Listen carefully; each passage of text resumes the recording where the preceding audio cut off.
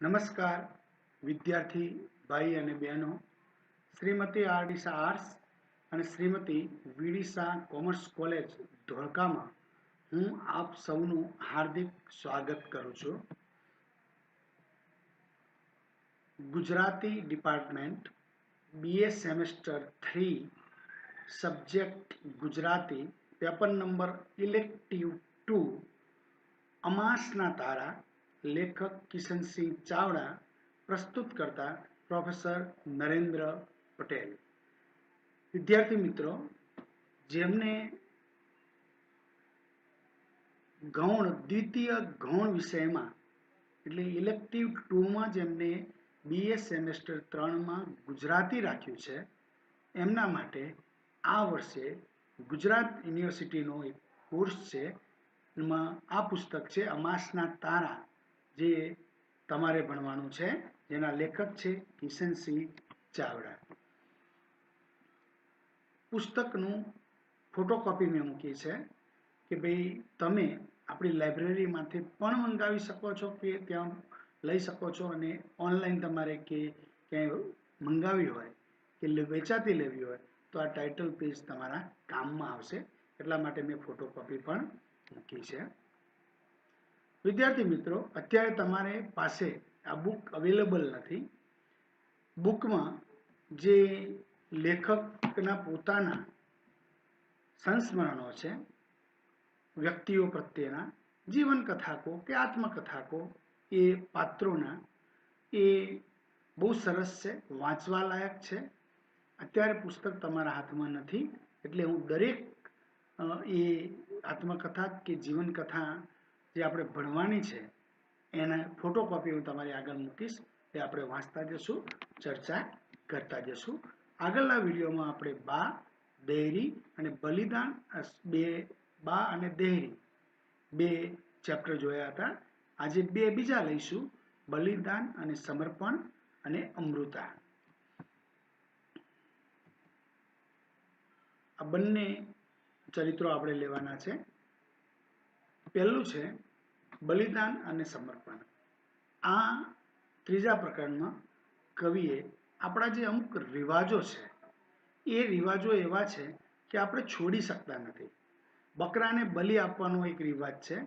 એ રિવાજ આમ જોવા જઈએ તો માતાજીના ઉત્સવ નિમિત્તે બકરાને વધેરવો એ બલિ માનવામાં આવતો, પણ એક જીવ હત્યા છે. એટલે અહીં લેખકના પિતાશ્રીને આ ગમતું નથી, એ એમનો વિરોધ કરે છે.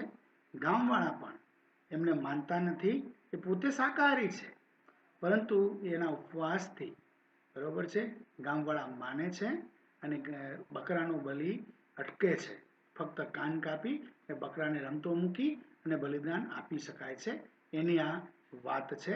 અને એક જીવ હત્યાનું પાપ પણ બચી જવાય છે, એની આ વાત છે. સરસ મજાની છે, જોઈએ આપણે. અમારી કુળદેવી સિંગવાઈ માતાના મંદિરમાં વર્ષે 2 વાર હવન થતા. એક અનંત ચૌદસે અને બીજો દશેરાએ. વિજયાદશમીનો હવન સાદો થતો, પણ અનંત ચૌદસના હવનમાં બકરાનો બલિ અપાતો. શ્રાવણની અમાસની આસપાસ આ બકરાની ખરીદી થતી. પછી અનંત ચૌદસ સુધી ખવડાવી પીવડાવી સુખ ચેનમાં રાખી એને મસ્ત બનાવતો. એટલે બલિ પહેલા બરોબર ખવડાવવામાં આવતું બકરાને. બકરો મામાને ત્યાં બંધાતો. મામાનું ઘર અમારી પાડોશમાં, એટલે મામાના છોકરાઓ સાથે બકરાને મસ્ત બનાવવામાં હું પણ નિરાંતે ભાગ લેતો. કવિ પોતાનો અનુભવ અહીં વર્ણવે છે, કિશનસિંહ ચાવડા. અનંત ચૌદસની વહેલી સવારે અમે છોકરાઓ આનંદપૂર્વક એને દોરીને માતાને મંદિરે લઈ જતા. મોટેરાઓ તો બધા પાછળથી હવનની વખતે આવતા. ત્યાં સુધી અમારી ખુશીનો સાથી આ બકરો બનતો. વિચાર કરો, બાળકોને તો ખબર જ નથી કે થોડીક જ વારમાં આ બકરાનો બલિ આપવાનો છે. 8, 8:30 છગન મહારાજ આવીને હવનની તૈયારી કરતા. 9, 9:30 હવન શરૂ થતો. હવનમાં યજમાન તરીકે ઘણું ખરું મામા બેસતા. જે વર્ષની આ વાત છે, તે વર્ષે ચોમાસું બહુ સારું હતું. સૌના મન પ્રફુલ્લ હતા. એ દિવસને નાસ્તાની પણ સારી સારી વસ્તુઓ આવી હતી. અમારી ખુશીનો પાર નહોતો. અમે બાળકો જાત જાતની રમતો રમતા હતા. એમાં મારી અને મામાની દીકરાની વચ્ચે તકરાર થઈ ગઈ. એને છૂટો પથ્થર એટલા જોરથી મને માર્યો કે મારું માથું ફૂટી ગયું. કોઈક દોડ્યું બાપુજી પાસે, બાપુજીની સાથે ફુવા પણ દોડતા આવ્યા, મંદિરની પૂજારણ પણ બહાર દોડી આવી, મારા માથામાંથી લોહી વહેતું હતું. પૂજારણ ઘરમાંથી ઘા બાજર્યું ને થોડું રૂ લઈ આવી, ફુવાએ પોતાનો દુપટ્ટો ફાડીને પાટો તૈયાર કર્યો ને ઊંડા પડેલા ઘામાં ઘા બાજર્યું પૂરીને બાપુજીએ પાટો બાંધી. પહેલા વખતનું જે સારવારનું છે ઘા બાજર્યું એ અહીં આપણે ખ્યાલ આવે છે. બાપુજીનો દુપટ્ટો લૂછીને આખો લોહીવાળો થઈ ગયેલો. આ બનાવે અમારી રમત બંધ કરાવી દીધી. છોકરાઓ શાંત અને ડાયા થઈને મંદિરને ઓટલે બેસી ગયા. હું બાપુજીની સોળમાં લપાઈ ગયો. હવન આગળ વધતો જતો હતો. નાતના લગભગ બધા માણસો આવી ગયા હતા. છેલ્લા 3-4 વર્ષથી ચર્ચાતો બલિનો સવાલ પાછો ચર્ચાવા માંડ્યો. ધર્મશાસ્ત્રની વાતો કરીને આ બલિ આપવો બંધ થવો જોઈએ એવો બાપુજીનો આગ્રહ હતો. મામા, ફુવા અને બીજા ઘણા માણસો બલિની તરફેણમાં હતા. એમના મનમાં એવો ભય હતો કે બલિ બંધ કરવાથી માતા નારાજ થશે અને કદાચ જો ક્રોધે ભરાશે તો કે આખી નાતમાં રોગચાળો ફાટી નીકળશે, એટલે બલિ તો આપવો જ જોઈએ. બાપુજીએ સમાધાનનો એક નવો જ રાહ સૂચ્યો. એમણે કહ્યું કે જો બલિ આપવો જ હોય તો બકરાનો કાન કાપીને માતાના નામે છૂટો મૂકી દેવો, એને વધેરવાની શી જરૂર છે? જીવણસિંહ કાકાએ આનો પણ સખત વિરોધ કર્યો. એ તો માતાજીના ભક્ત હતા, માતાજીના પ્રસાદમાં શ્રદ્ધાપૂર્વક માનતા. માતાજીના બલિનો પ્રસાદ એમને મન મોટો આશીર્વાદ હતો અને પરંપરાની ચાલતી આવેલી આ રૂઢિને બદલવાની એ સખત વિરોધમાં હતા. એટલે અહીં જે બકરાનો બલિ આપવાનો છે એ લેખક કહે છે મારા પિતાજી એના વિરોધમાં હતા, પણ ગામ લોકો માનતા ન હતા. એટલે બકરાનો કાન કાપીને છૂટો મૂકવાની વાત છે, એમાં પણ એ વિરોધમાં હતા. એની વાત લેખકે અહીં કરી છે. આ પ્રસાદનો મહિમા અમારી આખી નાતમાં વિસ્તર્યો હતો. અમારા ઘરમાં પણ એની હસ્તી હતી. બાપુજી માંસાહારી નહોતા, શુદ્ધ શાકાહારી હતા, એટલે અમારા ઘરમાં 12 માસ શાકાહાર થતો. પરંતુ અનંત ચૌદસે 2 રસોડા થતા. એ રાતે જુદે ચૂલે માતાજીનો બલિનો પ્રસાદ રંધાતો.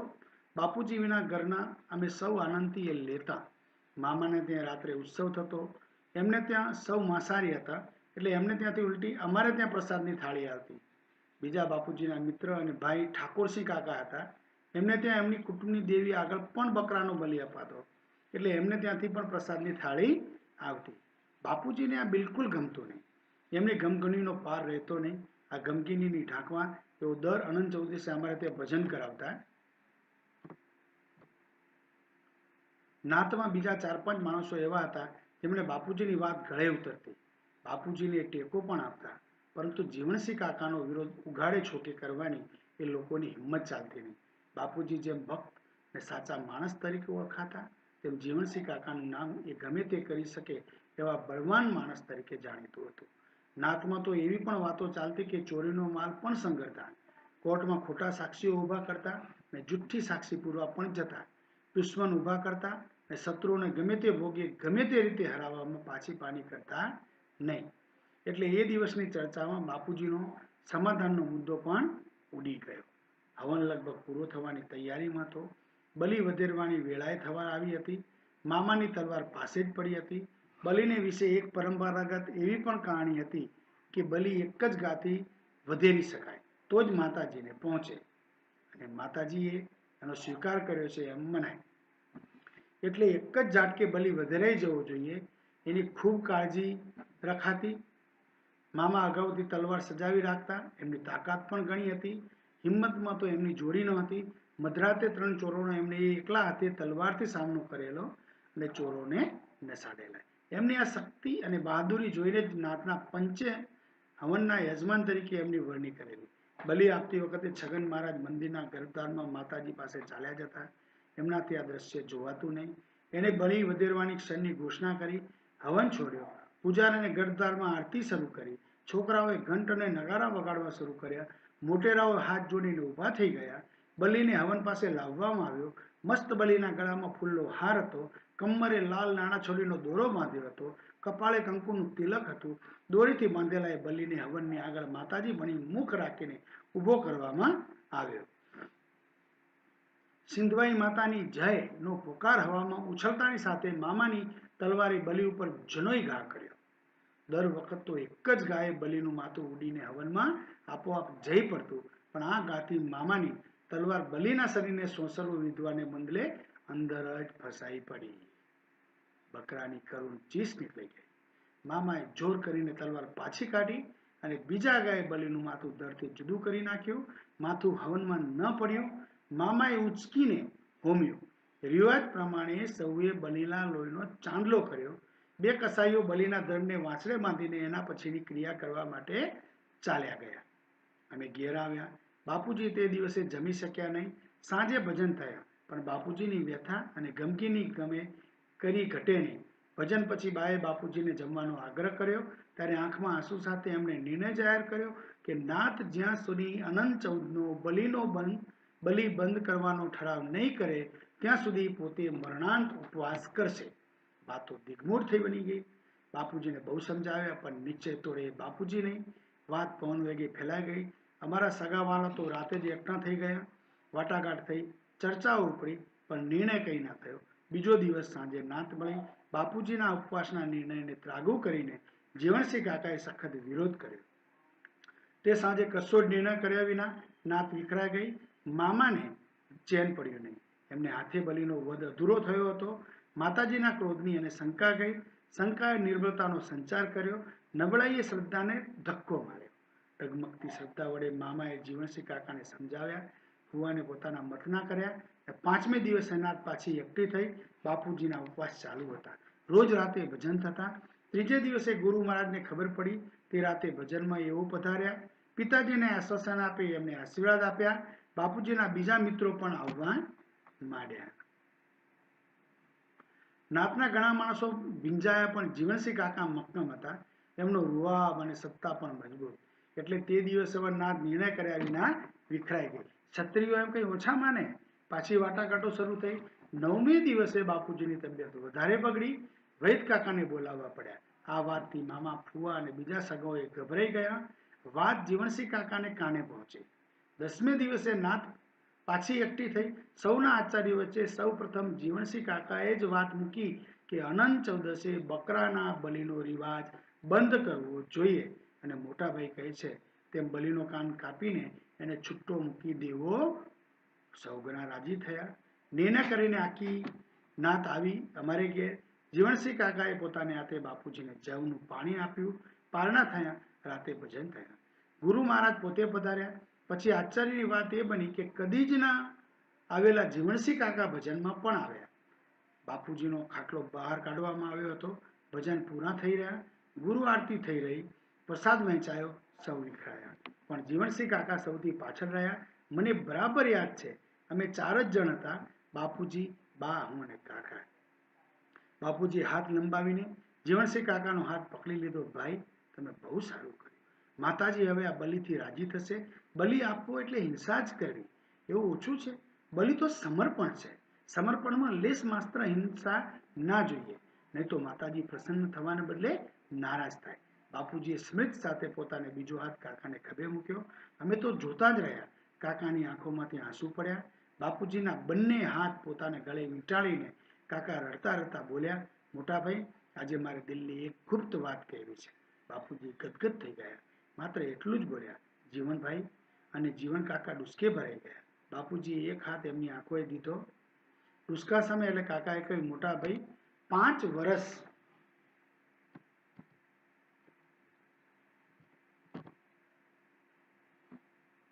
પહેલા તમારે ત્યાં ચોરી થયેલી. એ ચોરી મેં જ કરાવેલી. હું ગુનેગાર છું. મને માફ કરો. કઈ કાકા એક નાની પોટલી બાપુજીને આપી. એમાં દાગીના છે, રૂપિયા છે અને ભાભીના પગના સાંકળા છે. આ સાંકળા ભાભીને મેં જ કરાવી આપેલા. ને સાંકળા લઈને કાકા ઉઠ્યા. બાના પગ આગળ સાંકળા મૂકી એમને ચરણરજ લીધી. બાપુજી પાસે આવીને કહ્યું, મોટાભાઈ, આજથી હવે આ ધંધો હરામ. તમારા ઉપવાસે તમારું તો ભલું કર્યું હોય તે ખરું. નાતનું મોઢું ઉજળું કર્યું છે અને તમારો પુનર્જન્મ કર્યો છે. કાકાના હાથ બાપુજીના પગની આસપાસ વીંટાઈ વળ્યા. બાપુજીને આટલા સુખી અને બાને આટલા પ્રસન્ન મેં ક્યારેય જોયા નહોતા. મારી નાની આંખોએ પણ અચરજ જોયું. ક્રૂર અને બિહામણું લાગતું જીવન કાકાનું મોઢું પહેલા વરસાદથી નાહી ધોઈને નીતરેલી પ્રકૃતિ જેવું સ્વચ્છ અને સ્નેહાલ બની ગયું હતું. ત્યારથી મારા અંતરનું બલિદાન અને સમર્પણ એ શબ્દો મટીને સદભાવના બની ગયા. એક કઈ સરસ ઘટના મૂકી છે કે માણસે સમર્પણથી કે બલિદાનથી શું થઈ શકે. બરોબર છે, બકરાનો બલિ આપવી એ હિંસા છે, પણ લેખકે જે ઉપવાસ એ કર્યા અને એનાથી પોતાની જાતને એ એ જગ્યાએ રાખી અને જીવન કાકાનું હૃદય પરિવર્તન કરાવી શક્યા, એ આ પ્રસંગની મોટી ઘટના છે. એટલે ત્યારથી એટલે બલિદાન અને સમર્પણ કવિ એમ કે છે મારા માટે બહુ મોટા શબ્દો બની ગયા છે. બીજો પ્રસંગ છે અમૃતા. લેખકની નાની બેન અમૃતા સાથે એના જે સંસ્મરણો છે એની વાત લેખકે અહીં વાચા આપી છે કે પોતાની બેનને જીવનમાં નાનપણથી માંડી અને મૃત્યુ સુધીની જે ઘટનાઓ બની છે એ ઘટનાઓ લેખકે યાદ કરી છે આ અમૃતાના પાત્રમાં. આપણે જોઈએ, મારી નાની બેનનું નામ તો અમૃતા, પણ સૌ એને અમુ ના વાલસોયા નામથી જ બોલાવતા. મારાથી એ 3 વર્ષ નાની, હું 12 વર્ષનો ત્યારે એ 9ની. અમે ભાઈ બહેન ઉપરાંત જબરા મિત્રો. અમુ ગજબની તોફાની. હું જરા શાંત, એટલે ફળિયામાં જરા કંઈક છોકરાઓમાં તકરાર જેવું થાય ત્યારે મારા સામાવાળાનો તો અમુ બાર વગાડી દે. ગંઠાયેલું શરીર, તંદુરસ્તીની ખુશ્બી, નમણો ચહેરો અને તેજસ્વી ચકોર આંખો. લેખકે એનું શારીરિક વર્ણન કર્યું છે અહીં. અમૃતાની આંખો પર હું મુગ્ધ. એ આંખો એના સમગ્ર સૌંદર્યની શિખર છે. એ તો હું જરાય મોટો થયો ત્યારે મને ગમ પડી, પણ અણસમજણમાં મને એની આંખો બહુ ગમી અને એ આંખો ઉપર ધનુષ્યાકૃતિ રહેતા રહેતા એવા ભવા હું પંપાળતા થાકું જ નહીં. પછી તો અમુ ના હોય તો હું મારા જ ભવા પંપાળતો અમુને યાદ કર્યા કરું. અમુને જોઈને મારા નાની રાજુબા હંમેશા કહેતા કે કિશન, તારી બા નાની હતી ત્યારે બરોબર અમૃતા જેવી લાગતી હતી. અમુ મોટી થશે ત્યારે નર્મદા જેવી રૂપાળી થવાની. એક દિવસ રાજુભાઈ મને અને અમુને બંનેને બાના બચપનની એક વાત કહી. નર્મદા તારે 9-10 વર્ષની હશે. હું બહુ માંદી પડેલી. કોઈને આશા નહોતી કે હું જીવીશ. તમારા નાના તો હતાશ થઈને રડી પડેલા. એ દિવસોમાં એક સંન્યાસી ભિક્ષા માંગવા આવ્યો. નર્મદા એની ટેવ પ્રમાણે બંને મુઠ્ઠીઓમાં બાજરી ભરીને દોડી. એની ડોકમાં એક સોનાની શેર હતી. પેલા સાધુએ વાતમાં ઘરની માંદગીની ખબર જાણી લીધી. તરસ્યો હતો કહીને છોકરી પાસે પાણી માંગ્યું. એ સાધુ શાનો? કોઈ અવધૂત હતો. એણે નર્મદાને કહ્યું કે જો સોનાની કંઠી આપી દે તો તારી માં તરસ તાજી થઈ જાય એવી ઈશ્વરી ભસ્મ આપું. નર્મદાએ તો કંઠી ઉતારી આપી એટલે પેલો સાધુ ચપટી વગાડ આપીને ચપટી ભભૂત આપીને રાખ આપીને ચાલતો થયો. છોકરીઓ તો પેલી ભસ્મ લાવીને ચમચી પાણી નાખી અને માને ગળે ઉતારી દીધી. ભગવાનને કરવું ત્યાર પછી વળતા પાણી થયા. હું સાજી થઈ ગઈ. 8-10 દાડે પેલી સોનાની ચેન નર્મદાના ગળામાં દીઠી નહીં એટલે આખી વાત પકડાઈ ગઈ. છોકરીઓ તો સાચે સાચું કહી દીધું. આખરે તમારા નાનાએ કહ્યું કે બળી કંઠી તો ગઈ, તમે સાજા થઈ ગયા એટલે બસ. નર્મદા, તું ગભરાઈશ ને બેટા, આ આવી હતી તારી બા. જોજે અમુ, તું આવું કંઈ ના કરતી.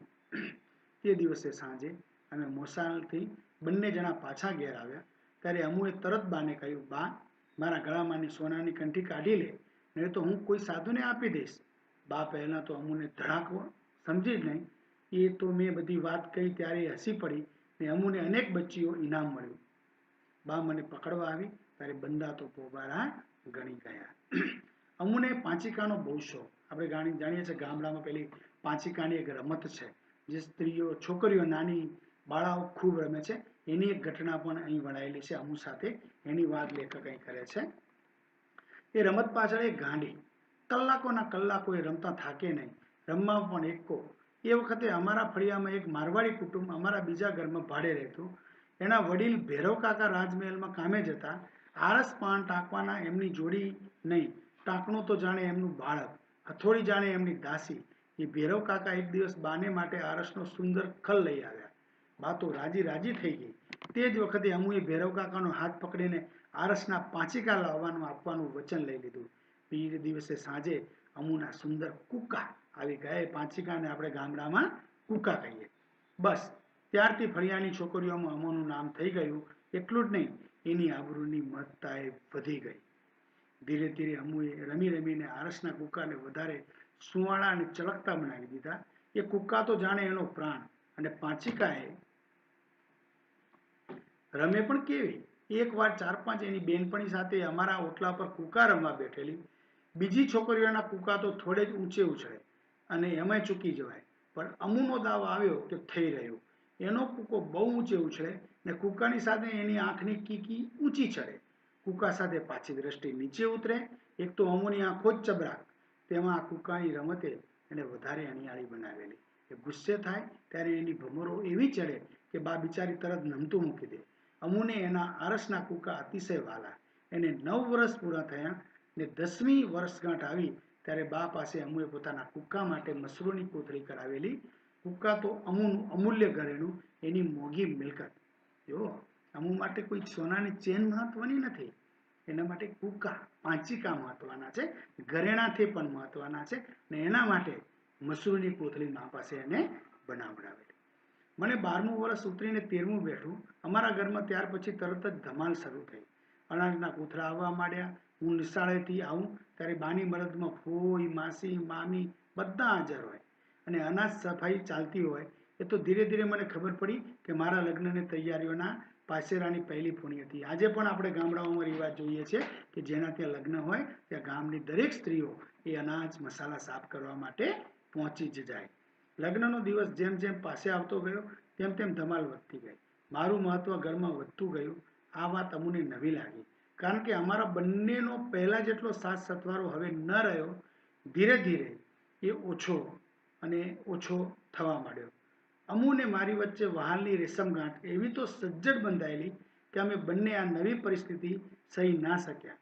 પણ અમુ તો મારા કરતાં વધારે ગુસ્સાવાળી, એટલે એનો ક્રોધ તો અનેક રીતે પ્રગટ થતો ગયો. એની અરજી બાએ હસી કાઢી એટલે બાપુજી સુધી પહોંચી કે ભાઈનું લગ્ન બંધ રાખવું અને પરણાવવાની આખી વાત જ ઉડાડી દેવી. પણ બિચારી અમુનું કોણ માને? કુળવાનનું ઘર, પ્રતિષ્ઠા સારી, સંબંધીઓનો વિસ્તાર ઘણો એટલે છોકરો બાળમણમાં 4 હાથવાળો થશે એ વિચારે કુટુંબીઓના હરખનો પાર નહોતો. જે દિવસે મને પીઠી ચોળી તે દિવસે અમુક ચોધાર આંસુએ રડી પડી. ઓ મારા ભાઈ રે! બા અને બાપુજી! પણ એને છાની ન રહે. પછી મેં જ્યારે એને હાથમાં લીધી ત્યારે એના ડૂસકા સામ્યા. લગ્નમાં સૌએ મને કંઈક ને કંઈક ભેટ આપી. કોઈએ હાથમાં રૂપિયા પણ મૂક્યા, કોઈ જરીની ટોપી લાવ્યા, માસી સોનાની શેર લઈ આવ્યા, મામી હાથની કલ્લીઓ આણી. એમ વસ્તુઓ ઉપરાપરી આવવા માંડી. અમુ શું આપે બિચારી? બધા વિખરાયા. જ્યારે હું એકલો રહ્યો ત્યારે અમુ ધીરે ધીરે પાસે આવી ને મારી સોળમાં લપાઈ ગઈ. મેં સંકોચ સાથે ધીરેથી બોલી, ભાઈ, તારા માટે હું આ લાવી છું કહીને એણે એના પાંચિકાની મસરૂની કોથળી દેખાડી. હું હતો તો બાળક, પણ અમુની આંખોમાંથી પડું પડું થતો સ્નેહ જોઈ હું એને ભાજી પડ્યો અને અમે બંને પેટ ભરીને રડ્યા. જાણીએ છીએ કે અમુને એ પાંચિકા કેટલા વાલા હતા. તો પ્રેમ આ છે, તમારી પ્રિય વસ્તુ તમારા ભાઈને તમે આપો છો, એનાથી મોટો પ્રેમ કોઈ નથી. અહીં કેવું બલિદાન છે અમુનું એ વાત લેખક કરે છે. પછી તો અમુ મોટી થઈ, વધારે નમણી બની. એના રૂપમાં યૌવન ઉમેરાયું, એના લાવણ્યમાં ચારુતા ઉઠી, એની આંખોમાં મસ્તીને બદલે લજ્જા ઉપસી આવી. પણ અમારો સ્નેહ ઉંમર સાથે વધ્યો ઘટ્યો નહીં. બધા સંજોગોને સ્થિતિ વટાઈને વધારે વિશુદ્ધ, વધારે સહૃદય થયો. એની ભીનાશ વધી, એની ભવ્યતા ઓળખાઈ. ત્યાં તો અમુના લગ્ન લેવાયા. અમુ હવે સાસરે જશે એ વિચારે હું ગમગીન થઈ ગયો. અને એ લગ્નના દિવસ સુધી એ ગમગીની એટલી આકરી થઈ કે એની પીઠી ચડી ત્યારે હું રડી પડ્યો. જો ભાઈ બહેન વચ્ચેનો પ્રેમ છે, બરોબર છે. ભાઈ પરણે છે ત્યારે બેન અમુએ પોતાના પ્રિય એવા પાંચિકા ભાઈને ભેટ આપ્યા છે. એ બીજા સોના મોહર કે સોનાની ચેન કરતાં પણ મોટા છે. લાગણી છે. અહીં લેખક પણ કહે છે એને જ્યારે પીઠી ચોળાય ત્યારે એની વિદાયની ખાલી કલ્પનાથી પણ હું રડી પડ્યો. અહીં બંને ભાઈ બહેનની જે વાતો છે, પ્રેમની વાતો છે, અહીં લેખકે સરસ શબ્દોમાં રજૂ કરી છે અને અહીં વાચકને પણ આંખો ભીની થઈ જાય એવી ઘટના સરસ નિરૂપી છે. અમુની વિદાય હતી. બાની આંખમાંથી શ્રાવણ ભાદરવો વરસતા હતા. સાગાવાલા રડતી આંખે દીડમુખ બની સાક્ષી થઈ રહ્યા હતા. ચોઘડિયા અકારા લાગતા હતા. કારણ કે દીકરી ઘરમાંથી વિદાય થાય ત્યારે સ્વાભાવિક છે કે આખું વાતાવરણ ગમગીન બની જાય. અહીં અમુનો વિદાયનો પ્રસંગ છે, સાસરે જઈ રહી છે. વાતાવરણમાં સમજાતી હતી મંગલતા અને અનુભવાતું હતું કારુણ્ય. હું બાની પાછળ પડેલે ચહેરે ઊભો હતો. મારા અંતરમાં ગજબની ગળમથલ ચાલતી હતી.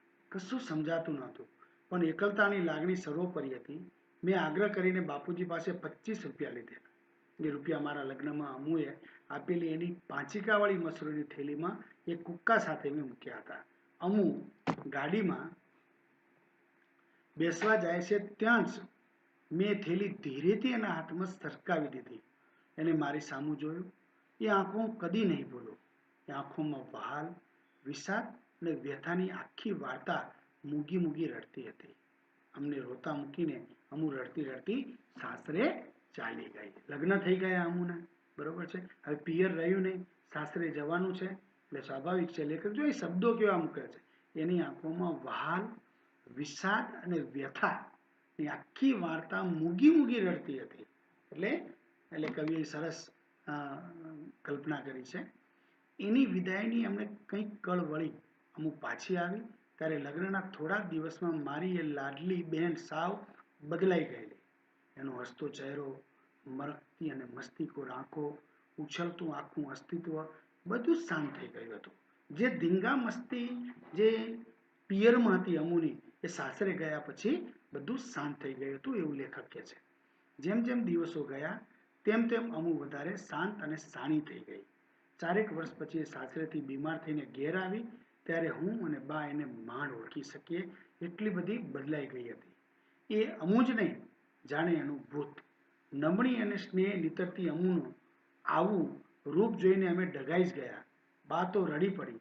થોડા દિવસ થયા ને અમુની બીમારી વધીથી એટલી બધી વધી કે એક સવારે અમને રડતા કકળતા મૂકીને ચાલેલી ગઈ.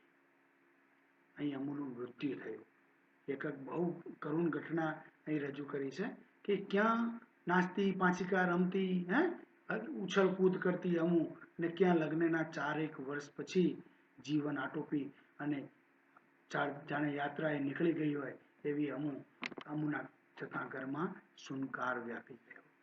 સનસનાટી તૂટી પડી. કુટુંબનું જાણે માંગલ્ય મરી ગયું. બાની આજ્ઞાથી ત્રીજે દિવસ હું નર્મદા અને ઓર નદીના સંગમ ઉપર ચાણું અમુના અસ્થિ લઈને જવાનો હતો. બાને હું અમુની પેટીની વસ્તુઓ વગે કરતા હતા એમાંથી એની લગ્ન વખતની સૌભાગ્ય ચુંદડીની ઘડીમાંથી પેલી મસરૂની થેલી નીકળી. મેં ઉઘાડીને જોઈ તો અંદર પેલા 5 આરસના કૂકા તૂટીઓ વાળીને પડ્યા હતા. એ કૂકા જોઈને મારાથી તો રડાયું ના તો બોલાયું.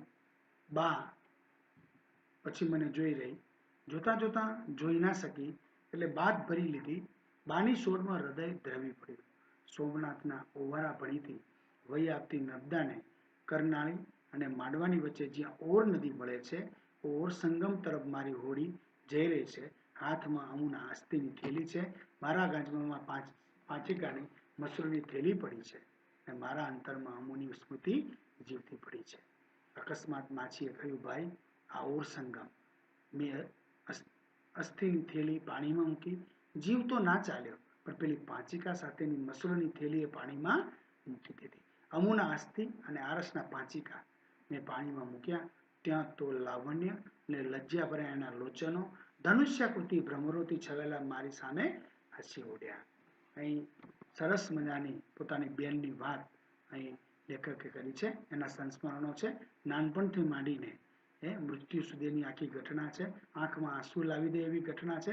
અહીં ભાઈ અને બહેનનો જે નિર્વ્યાપ પ્રેમ છે, એ પ્રેમને દુનિયાનો કોઈ પ્રેમ સાથે સરખાવી શકાતો નથી. એકબીજા પ્રત્યેની જે ત્યાગ ભાવના છે એની વાત અમૃતામાં કરી છે.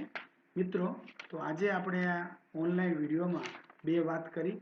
એક બલિદાન અને સમર્પણની. જે બલિ આપવાનો રિવાજ હતો એ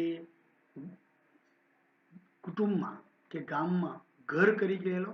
એને પિતાજી એટલે કે લેખકના પિતાજીએ ઉપવાસના શસ્ત્રથી પોતાના જીવનને સમર્પણ કરીને પોતાના ભાઈને મનાવ્યા અને બકરાનો બલિ બંધ કરાવ્યો અને બકરાનો કાન કાપી ને એને રમતો મૂકવાની વાત એમને જે કરી એ બલિદાન.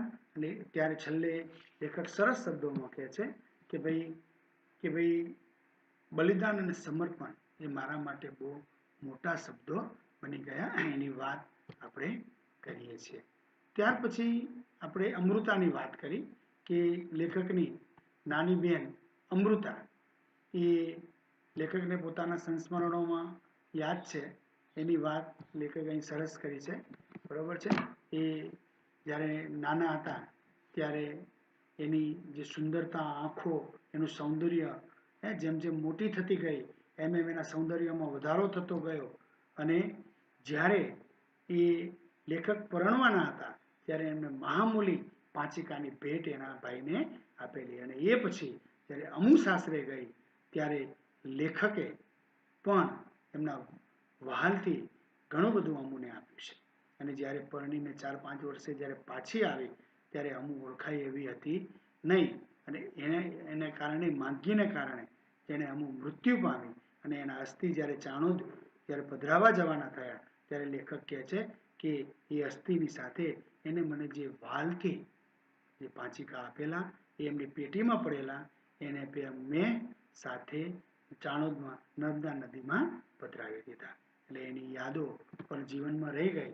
પણ આવી સ્મૃતિઓ લેખકે એનાથી દૂર કરી. અહીં ભાઈ બહેનનો પ્રેમ આપણે દેખાય છે. તો આ બંને પ્રસંગમાં લેખકના પિતાજી અને લેખકની બહેન બંને સાથે પ્રસંગો સરસ રીતે લેખકે અહીં કિશનસિંહ ચાવડાએ નિરૂપ્યા છે. અને અમૃતાનો પ્રસંગ તો આંખમાં આંસુ લાવે એવો છે. બહુ લાગણીસભર છે અને આંખ ભીની થઈ જાય એવો આ પ્રસંગ છે. તો વિદ્યાર્થી મિત્રો, આ બંને પ્રસંગો તમે જીવન ચરિત્રો જીવનમાં યાદ રાખજો. અને આપ સૌનો ખૂબ ખૂબ આભાર.